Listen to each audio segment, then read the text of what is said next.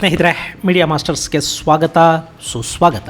ಗೆಳೆಯರೆ, ಹಿಂದೂ ಮಹಾಸಾಗರದ ಚಿಕ್ಕ ದ್ವೀಪ ರಾಷ್ಟ್ರ, ಆದರೆ ಅತಿ ಮುಖ್ಯ ದ್ವೀಪ ರಾಷ್ಟ್ರ ಕೂಡ ಆಗಿರುವ ಮಾಲ್ಡೀವ್ಸಲ್ಲಿ ಎರಡು ಅತಿ ಮುಖ್ಯ ಬೆಳವಣಿಗೆಗಳಾಗಿವೆ. ಮಾಲ್ಡೀವ್ಸ್ನ ವಿವಾದಿತ ಅಧ್ಯಕ್ಷ ಮೊಹಮ್ಮದ್ ಮುಯ್ಜು ಅವರ ಅಧಿಕಾರ ಅಂತ್ಯವಾಗುವ ಸಮಯ ಆಸನ್ನವಾಗ್ತಾ ಇದೆಯಾ ಅನ್ನೋ ಅನುಮಾನಗಳಿಗೆ ಈ ಎರಡು ಬೆಳವಣಿಗೆಗಳು ಕಾರಣ ಆಗ್ತಾ ಇವೆ. ಅವುಗಳ ಪೈಕಿ ಒಂದು ಮಾಲ್ಡೀವ್ಸ್ ಅಧ್ಯಕ್ಷನ ಮೇಲೆ ಬಂದಿರುವ ಗಂಭೀರ ಭ್ರಷ್ಟಾಚಾರದ ಆರೋಪ. ಹಾಗೆ ಎರಡನೆಯದು ಅಲ್ಲಿ ಜೈಲಲ್ಲಿದ್ದ ಮಾಜಿ ಅಧ್ಯಕ್ಷನ ಬಿಡುಗಡೆ. ಅದು ಕೂಡ ಅಲ್ಲಿನ ಪಾರ್ಲಿಮೆಂಟ್ ಚುನಾವಣೆಗಿನ್ನ 3 ದಿನ ಬಾಕಿ ಇರುವಾಗ ಈ ಬಿಡುಗಡೆ ಆಗ್ತಾ ಇದೆ. ಹಾಗಾದ್ರೆ ಮಾಲ್ಡೀವ್ಸ್ ಅಧ್ಯಕ್ಷನ ಮೇಲೆ ಬಂದ ಭ್ರಷ್ಟಾಚಾರದ ಆರೋಪ ಏನು, ಅದು ಆತನ ಪದಚ್ಯುತಿಗೆ ಹೇಗೆ ಕಾರಣ ಆಗುತ್ತೆ ಅನ್ನೋದ್ರ ಬಗ್ಗೆ ಒಂದಷ್ಟು ಮಾಹಿತಿಯನ್ನ ನಾವಿಲ್ಲಿ ನೋಡೋಣ.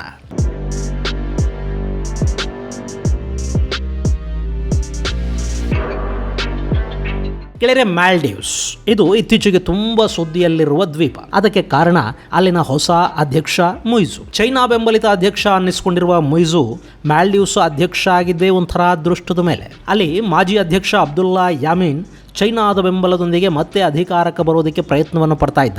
ಅದಕ್ಕಾಗಿ ಆತ ಅಲ್ಲಿ ಇಂಡಿಯಾ ಔಟ್ ಅನ್ನೋ ಕ್ಯಾಂಪೈನ್ ಅನ್ನು ಶುರು ಮಾಡಿದ್ದ. ಅದಕ್ಕೆ ಚೈನಾ ಫಂಡ್ ಕೂಡ ಮಾಡ್ತಾ ಇತ್ತು.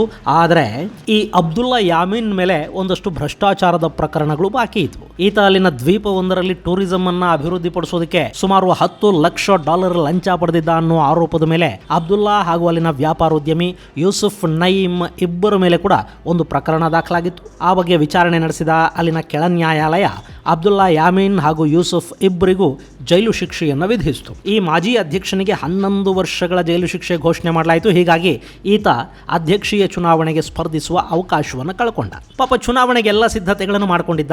ಅಲ್ಲಿ ಆಂಟಿ ಇನ್ಕಂಬೆನ್ಸಿ ಕೂಡ ವಿಪರೀತ ಪ್ರಮಾಣದಲ್ಲಿತ್ತು. ಅಧಿಕಾರಾರೂಢ ಇಬ್ರಾಹಿಂ ಸೋಲಿ ಸೋಲೋದು ಗ್ಯಾರಂಟಿ ಇತ್ತು. ಚುನಾವಣೆಗಳ ಕ್ಯಾಂಪೇನ್ಗೆ ಚೈನಾ ಫಂಡ್ ಮಾಡ್ತಾ ಇತ್ತು. ಇಂಥ ಸಂದರ್ಭದಲ್ಲಿ ಪಾಪ ಯಾಮೀನ್ಗೆ ಅದೃಷ್ಟ ಕೈ ಕೊಟ್ಟು ಬಿಡ್ತು. ಆಗ ಬೇರೆ ಯಾರಾದರೂ ಯಾಮೀನ್ ಸ್ಥಾನವನ್ನು ತುಂಬಲೇಬೇಕಿತ್ತು. ಅದಕ್ಕಾಗಿ ಯಾಮೀನ್ ಸರ್ಕಾರದಲ್ಲಿ ವಸತಿ ಸಚಿವನಾಗಿದ್ದ ಮತ್ತು ಮಾಲೆಯ ಮೇಯರ್ ಕೂಡ ಆಗಿ ಅನುಭವವನ್ನು ಹೊಂದಿದ್ದ ಈ ಮೊಹಮ್ಮದ್ ಮುಯ್ಜುನ ಅಧ್ಯಕ್ಷ ಚುನಾವಣೆಗೆ ನಿಲ್ಲಿಸಲಾಯಿತು. ಅದೃಷ್ಟ ಚೆನ್ನಾಗಿತ್ತು, ಮುಯ್ಜು ಅಧ್ಯಕ್ಷನಾಗಿದ್ದು ಆಯಿತು. ಹೀಗೆ ಅಧ್ಯಕ್ಷನಾದ ನಂತರ ಮುಯ್ಜು ಚೈನಾ ಹಾಕಿಕೊಟ್ಟ ದಾರಿಯಲ್ಲೇ ನಡೆಯೋದಕ್ಕೆ ಶುರು ಮಾಡಿದ. ಚೈನಾದ ಮಾತುಗಳೇ ಈತನ ಬಾಯಲ್ಲಿ ಬರೋದಕ್ಕೆ ಶುರು ಆದವು. ಭಾರತದಿಂದ ಅಂತರವನ್ನು ಕಾಪಾಡ್ಕೊಳ್ತಾ ಹೋದ.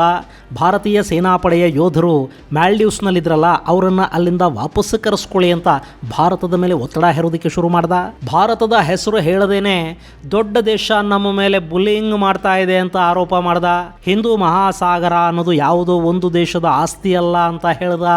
ಎಲ್ಲ ಕೂಡ ವಿನಾಕಾರಣದ ವಿವಾದಾತ್ಮಕ ಹೇಳಿಕೆಗಳೇ. ಇಲ್ಲಿ ಮುಯ್ಜು ಎಲ್ಲವನ್ನ ಹೇಳ್ತಿದ್ದ ಅಂತಲ್ಲ, ಆತನನ್ನ ಗದ್ದುಗೆಯ ಮೇಲೆ ಕೂಡಿಸಿದ್ದ ಚೀನಾ ಅವನ ಬಾಯಲ್ಲಿ ಮಾತುಗಳನ್ನು ಹೇಳಿಸ್ತಾ ಇತ್ತು. ಮತ್ತೊಂದು ಕಡೆ ಅಲ್ಲಿನ ವಿರೋಧ ಪಕ್ಷ ಮುಯ್ಜು ಹೇಳಿಕೆಗಳನ್ನು ಖಂಡಿಸುವ ಕೆಲಸ ಮಾಡ್ತು. ಭಾರತದ ಜೊತೆ ದ್ವೇಷ ಬೇಡ ಅಂತ ಕಿವಿ ಮಾತು ಹೇಳ್ತು. ಈ ಸಂದರ್ಭದಲ್ಲಿ ಇನ್ನೂ ಒಂದು ಹೆಜ್ಜೆ ಮುಂದೆ ಹೋದ ಮುಯ್ಜು ಹಿಂದಿನ ಸರ್ಕಾರದ ಅವಧಿಯಲ್ಲಿ ಆಡಳಿತವನ್ನು ಭಾರತದ ರಾಯಭಾರಿಯ ಆದೇಶದ ಮೇರೆಗೆ ಮಾಡಲಾಗ್ತಾ ಇತ್ತು ಅನ್ನೋ ಇನ್ನೂ ಒಂದು ವಿವಾದಾತ್ಮಕ ಹೇಳಿಕೆಯನ್ನು ಕೊಟ್ಟ. ಇದೆಲ್ಲದರ ನಡುವೆ ಮುಯ್ಜು ವಿರುದ್ಧ ಅಲ್ಲಿ ಅವಿಶ್ವಾಸ ಮಂಡನೆಯನ್ನು ಮಾಡೋದಕ್ಕೆ ಪ್ರತಿಪಕ್ಷಗಳು ತಯಾರಿಯನ್ನು ಮಾಡ್ಕೋತಾ ಇದ್ವು. ಅದಕ್ಕಾಗಿ ಒಂದು ಕಾರಣವನ್ನು ಅವರು ಹುಡುಕ್ತಾ ಇದ್ರು.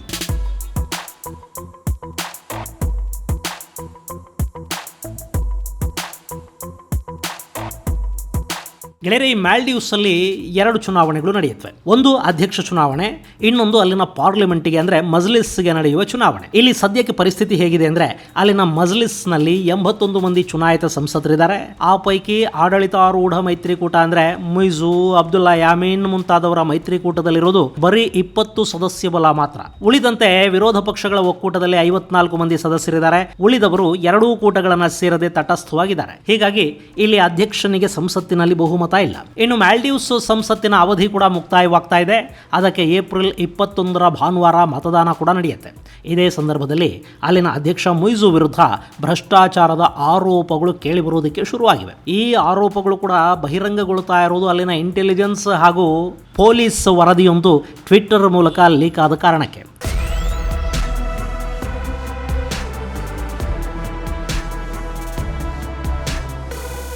ಗೆಳೆಯರೆ, ಮಾಲ್ಡೀವ್ಸಲ್ಲಿ ಹಸನ್ ಕುರೂಸಿ ಅನ್ನೋ ಹೆಸರಿನ ನಿಗೂಢ ಟ್ವಿಟರ್ ಖಾತೆಯೊಂದು ಕೆಲಸ ಮಾಡುತ್ತೆ. ಅದು ಯಾರದ್ದು ಅನ್ನೋದನ್ನ ಪತ್ತೆ ಮಾಡೋದಕ್ಕೆ ಅಲ್ಲಿನ ನ್ಯಾಯಾಲಯ ಹಿಂದೆ ಒಮ್ಮೆ ಆದೇಶವನ್ನು ಕೂಡ ಕೊಟ್ಟಿತ್ತು. ಆದ್ರೆ ಆ ಟ್ವಿಟರ್ ಖಾತೆ ಯಾರದ್ದು ಅನ್ನೋದನ್ನ ಇನ್ನೂ ಪತ್ತೆ ಮಾಡೋದಕ್ಕೆ ಸಾಧ್ಯ ಆಗಿಲ್ಲ. ಅದು ಈ ಹಿಂದಿನ ಇಬ್ರಾಹಿಂ ಸೋಲಿ ಸರ್ಕಾರದ ವಿರುದ್ಧ ಕೂಡ ನಿರಂತರವಾಗಿ ಟ್ವೀಟ್ ಮಾಡ್ತಾ ಇತ್ತು. ಈಗ ಕೂಡ ಆ ಖಾತೆಯ ಮೂಲಕ ಮುಯ್ಜು ಬಣ್ಣ ಬದಲಾಗ್ತಾ ಇದೆ. ಮುಯ್ಜು ಬಗ್ಗೆ ಅಲ್ಲಿನ ಫೈನಾನ್ಷಿಯಲ್ ಇಂಟೆಲಿಜೆನ್ಸ್ ಯೂನಿಟ್ ಹಾಗೂ ಮಾಲ್ಡೀವ್ಸ್ ಪೊಲೀಸ್ ಸರ್ವಿಸ್ಗೆ ಸಂಬಂಧಪಟ್ಟ ಒಂದಷ್ಟು ತನಿಖಾ ವರದಿಗಳನ್ನ ಈ ಹಸನ್ ಕುರೂಸಿ ಹೆಸರಿನ ಎಕ್ಸ್ ಖಾತೆಯ ಮೂಲಕ ಬಹಿರಂಗಪಡಿಸಲಾಗಿದೆ ಮತ್ತು ಇದು 2008ರಲ್ಲಿ ನಡೆದ ಆರ್ಥಿಕ ಅಪರಾಧಕ್ಕೆ ಸಂಬಂಧಪಟ್ಟ ದಾಖಲೆ. ಅವತ್ತಿಗೆ ಮಾಲ್ಡೀವ್ಸ್ ಸರ್ಕಾರದ ಹಣ ಅಕ್ರಮವಾಗಿ ಈ ಮುಯ್ಜು ಖಾತೆಗಳಿಗೆ ವರ್ಗಾವಣೆ ಆಗಿದೆ. ಹಾಗೆ ಹಣ ನುಂಗೋದಕ್ಕೆ ಮುಯ್ಜು ಕೆಲ ಕಾರ್ಪೊರೇಟ್ ಕಂಪನಿಗಳನ್ನು ಕೂಡ ಬಳಸ್ಕೊಂಡಿದ್ದಾರೆ ಅನ್ನೋದು ಇದರಲ್ಲಿನ ಆರೋಪ. ಹಾಗೆ ಮುಯ್ಜು ಮಾಡಿದ ಅಕ್ರಮದಲ್ಲಿ ಯಾರೆಲ್ಲ ಸರ್ಕಾರಿ ಅಧಿಕಾರಿಗಳು ಭಾಗಿಯಾಗಿದ್ರು ಅನ್ನೋ ಬಗ್ಗೆ ಕೂಡ ಆ ಖಾತೆಯ ಅಕೌಂಟ್ ಅಲ್ಲಿ ಒಂದು ಲಿಸ್ಟ್ ಅನ್ನ ಬಿಡುಗಡೆ ಮಾಡಲಾಗಿದೆ. ಅರೆ 2008ರಲ್ಲಿ ಮುಯ್ಜು ಖಾತೆಗೆ ಹಣ ಹೋಗಿದ್ರೆ ಅದನ್ನು ತಗೊಂಡು ಈಗೇನು ಮಾಡೋದು? ಆತ ಅಧ್ಯಕ್ಷನಾಗಿರೋದು 2023ರಲ್ಲಿ ಅಲ್ವಾ ಅಂತ ನಿಮ್ಗೆ ಅನಿಸೋದು ಸಹಜಾನೆ. ಆದ್ರೆ 2018ರಲ್ಲಿ ಕೂಡ ಮುಯ್ಜು ಸಾಮಾನ್ಯ ವ್ಯಕ್ತಿ ಅಥವಾ ಯಾವುದೋ ಉದ್ಯಮಪತಿ ಆಗಿರಲಿಲ್ಲ. ಅವತ್ತಿಗೆ ಮಾಲ್ಡೀವ್ಸ್ ನಲ್ಲಿ ಅಬ್ದುಲ್ಲಾ ಯಾಮೀನ್ ಸರ್ಕಾರ ಆಯಿತು. ಆ ಸರ್ಕಾರದಲ್ಲಿ ಮುಯ್ಜು ವಸತಿ ಸಚಿವನಾಗಿದ್ದ. ಅದೇ ಸಂದರ್ಭದಲ್ಲೇ ಈತ ಮಾಲ್ಡೀವ್ಸ್ನ ಅಭಿವೃದ್ಧಿಗೆ ಅಲ್ಲಿನ ವಸತಿ ನಿರ್ಮಾಣಕ್ಕೆ ಬಂದ ಹಣವನ್ನ ತನ್ನ ಸ್ವಂತ ಖಾತೆಗೆ ವರ್ಗಾಯಿಸಿಕೊಂಡಿದ್ದ. ಅದಕ್ಕೆ ವಸತಿ ಖಾತೆಯ ಅಧಿಕಾರಿಗಳು ಹಾಗೂ ಇನ್ನಿತರರು ಸಹಾಯ ಮಾಡಿದ್ರು ಅಂತ ಹೇಳುವ ದಾಖಲೆಗಳು, ಒಂದಷ್ಟು ಮಂದಿಯ ಹೆಸರುಗಳ ಪಟ್ಟಿ ಕೂಡ ಬಿಡುಗಡೆ ಆಗಿದೆ. ಹಾಗೆ ಅದರಲ್ಲಿ ಮುಯ್ಜು ಬ್ಯಾಂಕ್ ಖಾತೆಯ ದಾಖಲೆಗಳು ಕೂಡ ಇವೆ. ಟ್ರಾನ್ಸಾಕ್ಷನ್ ಪೈಕಿ 10 ವಹಿವಾಟುಗಳನ್ನ ರೆಡ್ ಫ್ಲಾಗ್ ಮಾಡಲಾಗಿದೆ. ಇದು ಮುಯ್ಜು ಖಾತೆಗೆ ಬಂದ ಅನುಮಾನಾಸ್ಪದ ಹಣ ಅಂತ ಹೇಳ್ತಾ ಇದ್ದಾರೆ. ಹೀಗಾಗಿ ವಸತಿ ಸಚಿವನಾಗಿದ್ದಾಗಲೇ ಹಣ ನುಂಗಿದ ಮನುಷ್ಯ ಈಗ ಮಾಲ್ಡೀವ್ಸ್ನ ಅಧ್ಯಕ್ಷ ಆಗಿದ್ದಾನೆ ಅಂತ ಅಲ್ಲಿನ ಪ್ರತಿಪಕ್ಷಗಳು ಗಟ್ಟಿ ದನಿಯಲ್ಲಿ ಮಾತಾಡೋದಕ್ಕೆ ಶುರು ಮಾಡಿವೆ. ಅಲ್ಲಿನ ಮಾಜಿ ಉಪಾಧ್ಯಕ್ಷ ಡಾಕ್ಟರ್ ಮೊಹಮ್ಮದ್ ಜಮೀಲ್ ಅಹ್ಮದ್ ಈ ಬಗ್ಗೆ ಸಮಗ್ರ ತನಿಖೆಯೊಂದು ನಡೀಬೇಕು ಅಂತ ಒತ್ತಾಯ ಮಾಡ್ತಾ ಇದ್ದಾರೆ. ಜೊತೆಗೆ ಮುಯ್ಜು ವಿರುದ್ಧ ಇಂಪೀಚ್ಮೆಂಟ್ಗೆ ಕೂಡ ಮೊಹಮ್ಮದ್ ಜಮೀಲ್ ಆಗ್ರಹಿಸ್ತಾ ಇದ್ದಾರೆ.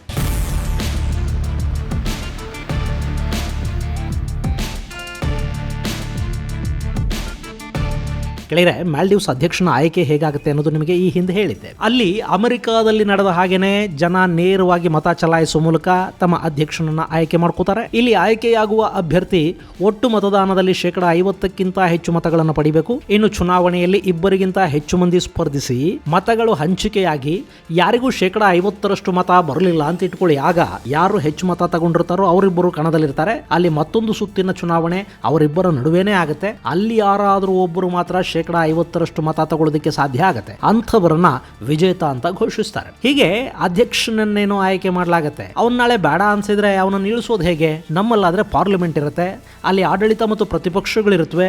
ಯಾವ ಪಕ್ಷದ ಸಂಸದರು ಹೆಚ್ಚು ಆರಿಸಿ ಬರ್ತಾರೋ ಅವರೆಲ್ಲ ಸೇರಿ ತಮ್ಮ ಸಂಸದೀಯ ನಾಯಕನನ್ನ ಆಯ್ಕೆ ಮಾಡ್ಕೋತಾರೆ. ಆ ಸಂಸದೀಯ ನಾಯಕ ಪ್ರಧಾನಿ ಆಗ್ತಾರೆ. ಇದು ನಮ್ಮಲ್ಲಿನ ಪದ್ಧತಿ. ಇಲ್ಲಿ ನಾಳೆ ಪ್ರಧಾನಿಯನ್ನು ಇಳಿಸಬೇಕು, ಸರ್ಕಾರ ಕೆಡವಬೇಕು ಅಂದ್ರೆ ವಿಪಕ್ಷಗಳು ಅವಿಶ್ವಾಸ ನಿರ್ಣಯವನ್ನು ಮಂಡಿಸಿ ಲೋಕಸಭೆಯಲ್ಲಿ ಮತ ಚಲಾವಣೆಯ ಮೂಲಕ ಸರ್ಕಾರವನ್ನು ಕೆಡುವುದಕ್ಕೆ ಅವಕಾಶ ಇರುತ್ತೆ. ಆದರೆ ಅಧ್ಯಕ್ಷ ನೇರವಾಗಿ ಆಯ್ಕೆಯಾದ ಮಾಲ್ಡೀವ್ಸ್ ನಂತಹ ದೇಶಗಳಲ್ಲಿ ಅಧ್ಯಕ್ಷನ ಬದಲಾವಣೆ ಅನ್ನೋದು ಹೇಗಾಗಬೇಕು? ಇಲ್ಲಿ ಕೂಡ ಅವಿಶ್ವಾಸ ನಿರ್ಣಯದ ಮಂಡನೆ ನಡೆಯುತ್ತೆ. ಅಲ್ಲಿನ ಮಜ್ಲಿಸ್ನಲ್ಲಿ ಸಂಸದರು ಇರ್ತಾರಲ್ವಾ, ಅವರು 3/1 ಬಹುಮತದೊಂದಿಗೆ ಅವಿಶ್ವಾಸ ನಿರ್ಣಯವನ್ನ ಮಂಡಿಸಬಹುದು. ಅದಕ್ಕೆ 3/2 ಸದಸ್ಯರು ಪರವಾಗಿ ಮತ ಚಲಾಯಿಸಿದ್ರೆ ಅಧ್ಯಕ್ಷ ಅಧಿಕಾರವನ್ನು ಕಳ್ಕೊತಾನೆ. ಆ ನಂತರ ಕೂಡ ಅದನ್ನ ಅಲ್ಲಿನ ಸುಪ್ರೀಂ ಕೋರ್ಟ್ ಅಲ್ಲಿ ಪ್ರಶ್ನೆ ಮಾಡೋದಕ್ಕೆ ಸಾಧ್ಯ ಇರುತ್ತೆ. ಸುಪ್ರೀಂ ಕೋರ್ಟ್ ಏನು ತೀರ್ಪು ಕೊಡುತ್ತೋ ಅದು ಅಲ್ಲಿ ಅಂತಿಮ ತೀರ್ಪಾಗುತ್ತೆ. ಇನ್ನು ಈ ಅವಿಶ್ವಾಸ ನಿರ್ಣಯವನ್ನು ಮಂಡಿಸೋದಕ್ಕೆ ಕಾರಣಗಳನ್ನು ಕೊಡಬೇಕು. ಅವು ಕೂಡ ನಿರ್ದಿಷ್ಟ ಕಾರಣಗಳು ಮಾತ್ರ ಆಗಿರಬೇಕು. ಒಂದು, ಅಧ್ಯಕ್ಷ ಕುರಾನ್ ಅಥವಾ ಇಸ್ಲಾಂ ವಿರುದ್ಧ ಕೆಲಸ ಮಾಡಿರಬೇಕು, ಅಥವಾ ದೇಶದ ವಿರುದ್ಧ ಕೆಲಸ ಮಾಡಿರಬೇಕು, ಆತನಿಂದ ದೇಶದ ಸುಭದ್ರತೆಗೆ ಧಕ್ಕೆ ಬರುತ್ತೆ ಅನ್ನೋ ಥರದ ಆರೋಪ ಇರಬೇಕು, ಸಂವಿಧಾನಕ್ಕೆ ಅಪಮಾನ ಮಾಡಿದ ಪ್ರಕರಣಗಳಲ್ಲಿ ಅವಿಶ್ವಾಸ ಮಂಡನೆ ಮಾಡೋದಕ್ಕೆ ಸಾಧ್ಯ ಆಗುತ್ತೆ, ಅಥವಾ ಅಧ್ಯಕ್ಷ ಆಡಳಿತವನ್ನು ನಡೆಸೋದಕ್ಕೆ ಅಸಮರ್ಥ ಅನ್ನೋದನ್ನ ಸಾಬೀತುಪಡಿಸಬೇಕು, ಅಥವಾ ಅಧ್ಯಕ್ಷ ಭ್ರಷ್ಟಾಚಾರದಲ್ಲಿ ಭಾಗಿಯಾಗಿರಬೇಕು, ಅಪರಾಧ ಪ್ರಕರಣಗಳನ್ನು ಹೊತ್ತವನಾಗಿರಬೇಕು. ಇಲ್ಲಿ ಇಂಥ ಆರೋಪಗಳಿದ್ರೆ ಮಾತ್ರ ಸಾಕಾಗುವುದಿಲ್ಲ. ಈ ಆರೋಪಗಳ ಹಿನ್ನೆಲೆಯಲ್ಲಿ ಅಧ್ಯಕ್ಷನ ವಿರುದ್ಧ ದೋಷಾರೋಪಣೆಯನ್ನ ಮಜ್ಲಿಸ್ಸಲ್ಲಿ ಮಾಡಬೇಕು. ಅದನ್ನ ಮತದಾನಕ್ಕೆ ಹಾಕಲಾಗುತ್ತೆ. ಅಲ್ಲಿ 3/2 ಸಂಸದರು ಆರೋಪದ ಪರ ಮತ ಚಲಾಯಿಸಿದ್ರೆ ಅಲ್ಲಿಗೆ ಅಧ್ಯಕ್ಷ ಅಧಿಕಾರವನ್ನು ಕಳ್ಕೋಬೇಕಾಗಿ ಬರುತ್ತೆ. ಈಗ ಮಾಲ್ಡೀವ್ಸ್ ಅಧ್ಯಕ್ಷನ ವಿರುದ್ಧ ಭ್ರಷ್ಟಾಚಾರದ ಅಸ್ತ್ರ ಸಿಕ್ಕಿರೋದ್ರಿಂದ ಅಲ್ಲಿನ ಪ್ರತಿಪಕ್ಷಗಳು ಮುಯ್ಜು ವಿರುದ್ಧ ದೋಷಾರೋಪಣೆಯ ಪ್ರಸ್ತಾಪವನ್ನು ಮಂಡಿಸೋದಕ್ಕೆ ಮುಂದಾಗ್ತಾ ಇವೆ.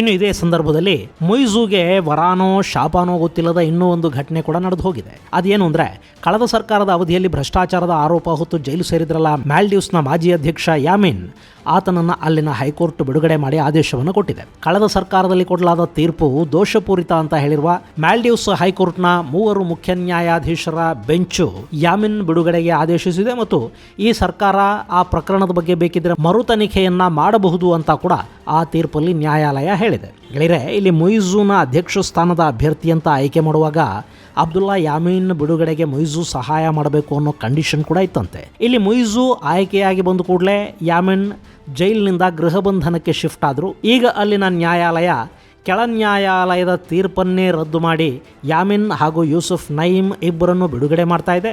ಜೊತೆಗೆ ಮತ್ತೊಂದು ಸುತ್ತಿನ ತನಿಖೆಗೆ ನ್ಯಾಯಾಲಯ ಆದೇಶವನ್ನು ಕೂಡ ಕೊಟ್ಟಿದೆ. ಇದರ ಹಿಂದೆ ಅಧ್ಯಕ್ಷ ಮೊಯ್ಜು ಒತ್ತಡ ಹಾಗೂ ಕೈವಾಡ ಇದೆ ಅನ್ನೋ ಆರೋಪಗಳು ಕೇಳಿ ಬರ್ತಾ ಇವೆ. ಇಲ್ಲಿ ಮತ್ತೊಂದು ಸುತ್ತಿನ ತನಿಖೆಯ ಅಸ್ತ್ರವನ್ನು ಕೈಯಲ್ಲಿಟ್ಕೊಂಡು ಯಾಮೀನ್ ಮುಂದೆ ಮೊಯ್ಜುಗೆ ತೊಂದರೆ ಕೊಡದ ಹಾಗೆ, ಆತ ಅಧ್ಯಕ್ಷ ಹುದ್ದೆಯ ಮೇಲೆ ಕಣ್ಣು ಹಾಕದ ಹಾಗೆ ನೋಡಿಕೊಳ್ಳೋ ಪ್ರಯತ್ನವನ್ನು ಮೊಯ್ಜು ಮಾಡಿದ್ದಾರೆ ಅನ್ನೋದು ಯಾಮೀನ್ ಬೆಂಬಲಿಗರ ಆರೋಪ.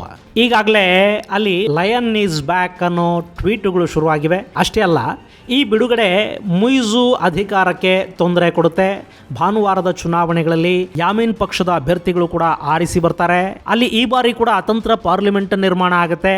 ಮೊಯ್ಜು ಅಧಿಕಾರದಲ್ಲಿ ಮುಂದುವರೆದರೂ ಕೂಡ ಮಿತ್ರ ಪಕ್ಷಗಳ ಕೃಪೆಯ ಮೇಲೆ ಮುಂದುವರಿಬೇಕು. ಹಾಗಲ್ಲದೆ ಯಾಮೀನ್ ಕೂಡ ಅಲ್ಲಿ ನನಗೆ ಅಧಿಕಾರ ಬೇಕು ಅಂತ ಬಯಸಿದರೆ ಮೊಯ್ಜು ವಿರುದ್ಧ ಇಂಪೀಚ್ಮೆಂಟ್ ನಡೆಯೋದು ಗ್ಯಾರಂಟಿ. ಅದಾಗಬೇಕು ಅಂದರೂ ಕೂಡ ಅಲ್ಲಿ ಭಾನುವಾರ ಚುನಾವಣೆಗಳು ನಡೆದು ಫಲಿತಾಂಶ ಬರೋವರೆಗೆ ಕಾಯಬೇಕಾಗತ್ತೆ. ಅಲ್ಲಿ ಮೊಯ್ಜು ಪಕ್ಷಕ್ಕೆ ಬಹುಮತ ಸಿಗಲಿಲ್ಲ ಅಂದರೆ ಮಾಲ್ಡೀವ್ಸ್ನ ಅಧ್ಯಕ್ಷ ಮೊಯ್ಜು ಹೆಚ್ಚು ದಿನಗಳ ಕಾಲ ಅಧಿಕಾರದಲ್ಲಿರೋದಕ್ಕೆ ಸಾಧ್ಯ ಆಗೋದಿಲ್ಲ. ಇದು ಗೆಳೆಯರೆ, ಮಾಲ್ಡೀವ್ಸಲ್ಲಿ ನಡೀತಾ ಇರೋ ಬೆಳವಣಿಗೆಗಳ ಕುರಿತಾದ ಒಂದಷ್ಟು ಮಾಹಿತಿ. ಮುಂದಿನ ಸಂಚಿಕೆಯಲ್ಲಿ ಮತ್ತಷ್ಟು ವಿಶೇಷಗಳ ಜೊತೆ ಮತ್ತೆ ಭೇಟಿಯಾಗೋಣ. ಅಲ್ಲಿವರೆಗೆ ಜೈ ಹಿಂದ್, ಜೈ ಕರ್ನಾಟಕ.